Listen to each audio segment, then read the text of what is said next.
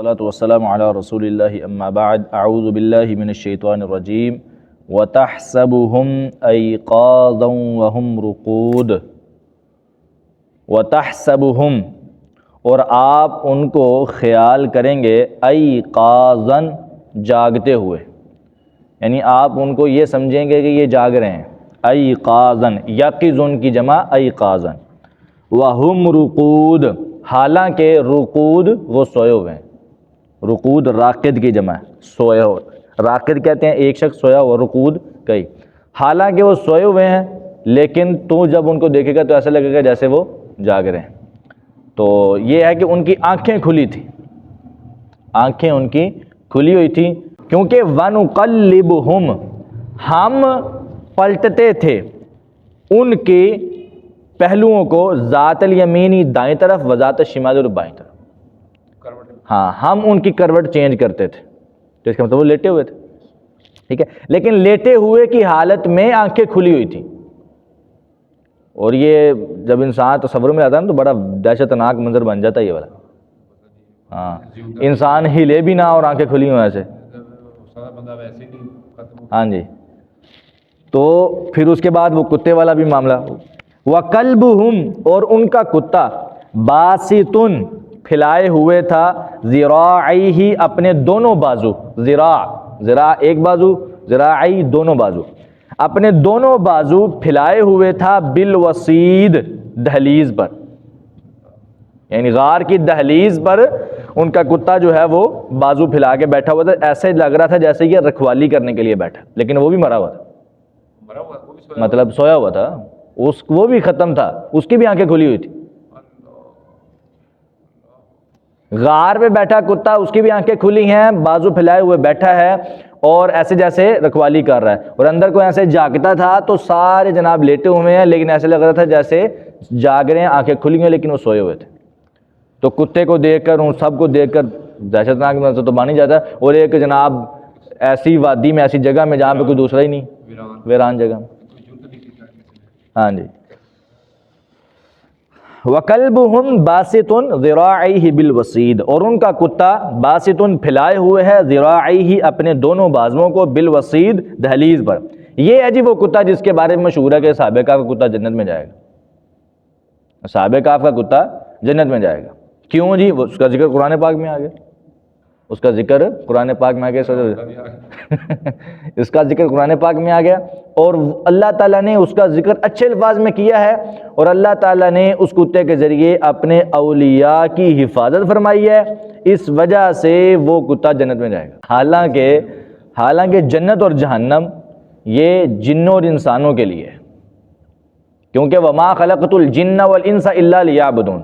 اس وقت روئے زمین پر جو شریعت کے مکلف ہیں وہ صرف دو مخلوقات، جنوں اور انس، ٹھیک ہے، جنوں انس کے علاوہ کوئی مخلوق اللہ تعالیٰ کی اس شریعت کی مکلف نہیں ہے۔ تو جنت اور جہنم ہے ہی ان کے لیے جن کے لیے شریعت جو ہے نا وہ ہے، جن کے لیے شریعت نہیں ہے ان کے لیے جنت اور جہنم ہی نہیں ہے۔ تو یہ بات کہنا کہ صحابہ کہف کی حفاظت کی تھی اور جناب اس وجہ سے اللہ تعالیٰ ان کو ایسی کوئی جو ہے وہ دلیل نہ قرآن میں ہے نہ حدیث میں ہے۔ اللہ تعالیٰ نے صرف اس کتے کا ذکر کیا ہے اس وجہ سے کہ اپنی نشانی کو بیان کیا کہ وہ کتا بھی دہلیز پر تھا، اس کی بھی آنکھیں کھلی ہوئی تھیں، 309 سال تک وہ وہاں پہ رہا ہے، اس کے جسم کو بھی مٹی جو ہے نا وہ نہیں کھایا مٹی نے، تو اللہ تعالیٰ نے بعد میں اس کو بھی زندہ کیا۔ تو کتے کے بارے میں نبی صلی اللہ علیہ وسلم کی تو مطلب سخت روایات ثابت ہیں، یہ کتے کی فضیلتیں بیان کرتے ہیں۔ اللہ کے نبی صلی اللہ علیہ وسلم نے کتے کے بارے میں یہ کہا ہوا ہے کہ جس گھر میں کتا کی تصویر ہوگی اس گھر میں رحمت کا فرشتہ نہیں کبھی آ سکتا۔ ہاں جی، نجس کا ہے، نجس العین کا ہے، کتا نجس العین ہے، مکمل۔ تو پھر دوسرا وہ پوائنٹ جو میں نے سورت کے شروع میں بتایا تھا کہ اللہ تعالیٰ نے اس کو غار میں نہیں داخل ہونے دیا تو وہ جناب جنت میں کیسے جائے گا؟ یہ کتا وہ ہے جس کو اللہ نے غار میں داخل نہیں ہونے دیا، وہ جناب دروازے کی دہلیز پر رہا ہے، اندر نہیں جا سکا۔ باقی حقیقت بات تو یہی ہے کہ کوئی بھی جو ہے نا وہ جانور یا کوئی بھی جو ہے وہ ایسا مطلب مخلوق اللہ تعالیٰ کی جو شریعت کی مکلف نہیں ہے وہ جنت میں نہیں جا سکتی۔ وَكَلْبُهُمْ بَاسِطٌ ذِرَاعَيْهِ بِالْوَسِيدِ اور ان کا کتا پھیلائے ہوئے ہے اپنے دونوں بازوؤں کو، بالوسید دہلیز پر۔ لَوِ اطَّلَعْتَ عَلَيْهِمْ لو اگر اطلعت آپ جھانکیں علیہم ان پر، لولیت منہم فرارا تو ضرور پیٹھ پھیرتے ہوئے آپ بھاگ پڑیں، ولا ملئت منہم رعبا اور ضرور جو ہے وہ آپ بھر دیے جائیں ان کی طرف سے رعبن روب میں، ڈر خوف آپ کے اوپر جو ہے نا وہ بھر دیا جائے اگر آپ ان کے اوپر جھانکیں، ان کو دیکھیں۔ ہاں جی، اتنا روب اور دہشت ناک منظر اللہ نے بنا دیا ہوا تھا۔ اللہ تعالیٰ نے اپنے اولیاء اللہ کی حفاظت کے لیے سب سے پہلے ان کو بادشاہ سے بچایا، ظالم بادشاہ سے، پھر اس کے بعد ان کے ذہن میں یہ بات ڈالی کہ وہ غار کی طرف جائیں، وہ غار میں آئے، غار میں آنے کے بعد بھی اللہ تعالیٰ نے ان کو اکیلا نہیں چھوڑا، وہاں میں بھی اللہ تعالیٰ نے جب ان کو سلایا، اور سلانے کا بھی مقصد یہ تھا کہ جو ڈر اور خوف بادشاہ کا ذہن میں بیٹھا ہوا ہے وہ ختم ہو جائے۔ سونے کے بعد انسان ریلیکس ہو جاتا ہے نا، تو سلایا، پھر اس کے بعد ایسا سلایا کہ 309 سال کے بعد اٹھے اور کوئی بھی ظالم اور جابر ان کو ہاتھ تک نہیں لگا سکا۔ بڑی بڑی فوجیں آئیں بیکار ہو کے واپس، ہاں جی 309 سال کے بعد۔ الصلاۃ والسلام علی رسول اللہ، اما بعد، اعوذ باللہ من الشیطان الرجیم، بسم اللہ الرحمن الرحیم۔ وکذالک بعثناہم لیتساءلوا بینہم، وکذالک اور اسی طرح، بعثناہم ہم نے انہیں اٹھایا، زندہ کیا، لیتساءلوا تاکہ وہ سوال کریں، بینہم ایک دوسرے کے درمیان، اپنے آپ سے ایک دوسرے سے پوچھیں، سوال کریں، ٹھیک ہے۔ یعنی یہاں سے نا ایک نقطہ سمجھ بھی آتا ہے کہ جب وہ ابھی مطلب پہلے تھے نا، زندہ تھے، سوئے نہیں تھے، تو اس وقت ان کے ذہن میں ایک سوال آتا تھا کہ یار اللہ تعالیٰ مرنے کے بعد کیسے زندہ کرے گا؟ جس طرح ابراہیم علیہ السلام نے سوال نہیں کیا تھا اللہ تعالیٰ سے، ربی ارینی کیف تحیی الموتیٰ، اے اللہ تو مجھے دکھا تو کیسے مردوں کو زندہ کرے گا؟ ہاں تجسس۔ اللہ تعالیٰ نے پوچھا تھا اولم تؤمن، ایمان نہیں ہے؟ تو انہوں نے کہا تھا ایمان ہے لیکن یطمئن قلبی، دل کو مطمئن کرنا چاہتا ہوں، جب میں آنکھوں سے دیکھ لوں گا نا تو مجھے صحیح طرح واضح یقین ہو جائے گا، صرف ایک کیفیت سمجھنا چاہتا ہوں، ویسے ایمان ہے کیفیت سمجھنا۔ تو یہ لوگ بھی اسی طرح اللہ تعالیٰ سے نا اس طرح سوال کیا کرتے تھے اور آپس میں ایک دوسرے سے پوچھا کرتے تھے یار ایمان تو ہے کہ مرنے کے بعد دوبارہ زندہ ہونا ہے، لیکن کیسے ہونا ہے یہ مطلب سمجھ نہیں آتی۔ تو اللہ تعالیٰ پھر ان کو 309 سال سلا کے دوبارہ پھر بعد میں زندہ کر کے پھر اسی لیے کہ لیتساءلوا بینہم، تاکہ وہ اپنے آپ سے ایک دوسرے سے سوال کریں، ان کو سمجھ آ رہی ہے اس بات کی کہ اللہ تعالیٰ زندہ کرنے پر قادر ہے۔ قال قائل منہم، ان میں سے ایک کہنے والے نے کہا، کم لبثتم، ایک دوسرے سے پوچھنے لگے نا، کم لبثتم، کتنی دیر سوئے ہو، یہ کتنی دیر بعد اٹھے ہو تم؟ تو قالو، انہوں نے کہا، لبثنا یوما او بعض یوم، ہم ایک دن یا دن کا کچھ حصہ رہے ہیں۔ تو اس مطلب اس موقع پہ نا امام ابن کثیر رحمہ اللہ نے نا ایک نقطہ بیان کے کہتے ہیں، لگتا ہے یہاں سے سمجھ آتی ہے کہ وہ نا جب سوئے تھے تب دن کا شروع والا وقت تھا، اور جب اٹھے ہیں تو تب دن کا آخری وقت تھا، اس وجہ سے ان کو تھوڑا سا نا شبہ ہوا کہ جب دن یا دن کا کچھ حصہ سوئے ہیں، پھر یہ شبہ بن سکتا ہے نا، ویسے تو شبہ ہی نہیں بن سکتا۔ ہاں، تو غار میں بیٹھے ایک دوسرے سے یہ باتیں کر رہے ہیں، لیکن جب غار سے باہر نکلے سارا منظر، ہاں جی سارا منظر جب جگہ جو ہے نا وہ تبدیل ہوئی دیکھی نا، تو پھر کہنے لگے قالو ربکم اعلم بما لبثتم، تمہارا رب زیادہ جانتا ہے کہ تم کتنی دیر ٹھہرے ہو، سانو نہیں پتا یار، پتہ نہیں کتنی دیر، باہر نکلنے ہیں منظر ویکھنے ہیں تو سانو کوئی مطلب پہچان والا لگتا ہی نہیں ہے گا۔ ربکم اعلم بما لبثتم، تمہارا رب زیادہ جانتا ہے کہ تم کتنی دیر ٹھہرے ہو۔ فبعثوا احدکم، ایک کام کرو اپنے سے کسی ایک بندے کو بھیجو، بورقکم ہذہ، ورق کہتے ہیں چاندی کو، بورقکم ہذہ، اپنی یہ چاندی دے کر، ان کے پاس کچھ پیسے تھے نا، وہ پیسے جو ہے نا وہ دے کے، کرنسی دے کے تم اپنے کسی بندے کو جو ہے نا وہ شہر کی طرف بھیجو، الی المدینتی، شہر کی طرف۔ المدینہ جو ہے وہ کسی بھی شہر کو کہتے ہیں، کسی بھی شہر کو عربی میں زبان میں المدینہ ہی کہتے ہیں۔ نبی صلی اللہ علیہ وسلم کا جو شہر ہے اس کو اصل میں اس کا نام ہے مدینۃ النبی، اس کا مکمل نام جو ہے وہ مدینۃ النبی ہے، یعنی نبی صلی اللہ علیہ وسلم کا شہر، ٹھیک ہے۔ اس کے علاوہ جو صرف مدینہ لفظ ہے وہ ہر شہر پر مدینہ ہی بولا جاتا ہے۔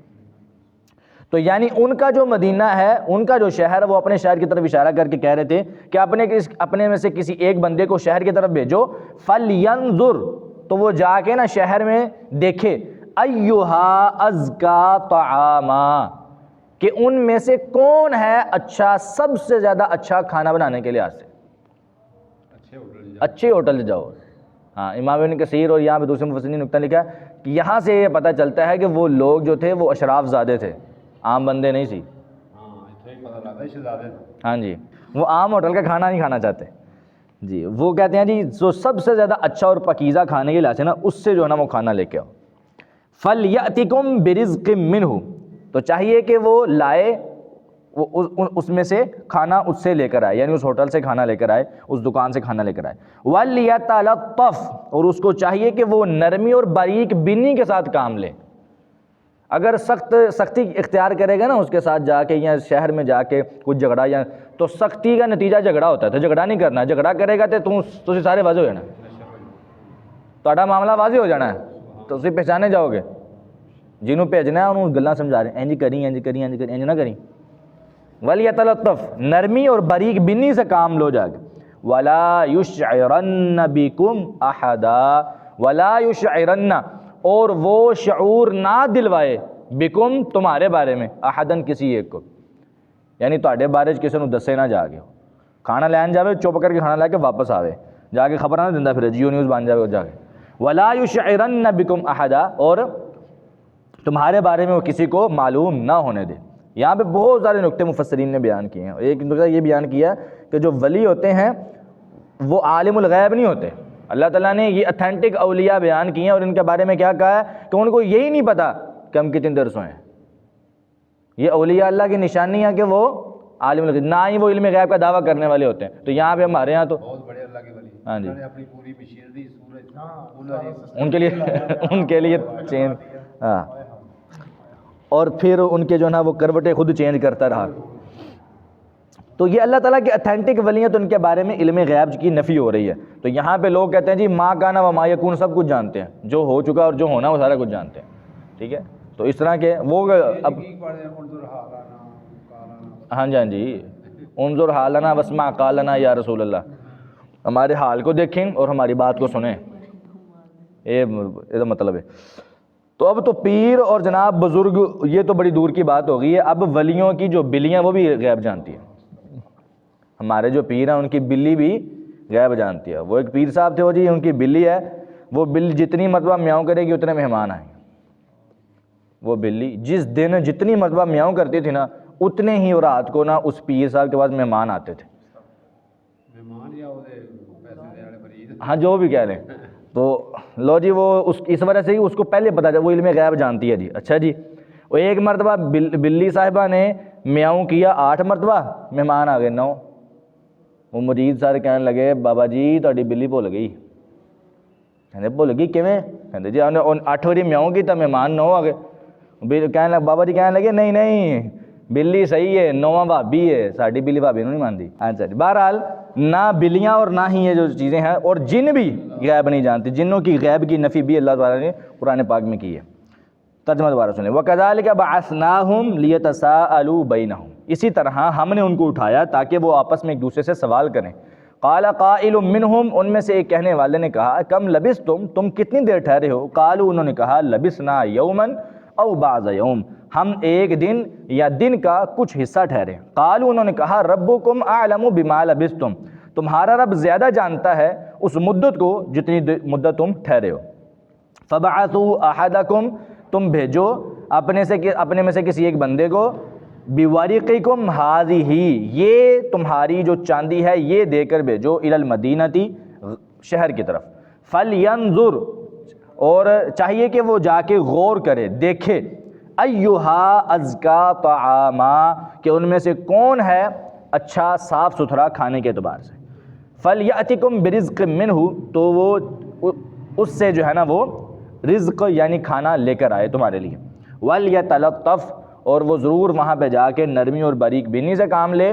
ولا یشعرن بکم احدا، اور تمہارے بارے میں کسی کو بھی وہ معلوم نہ ہونے دے۔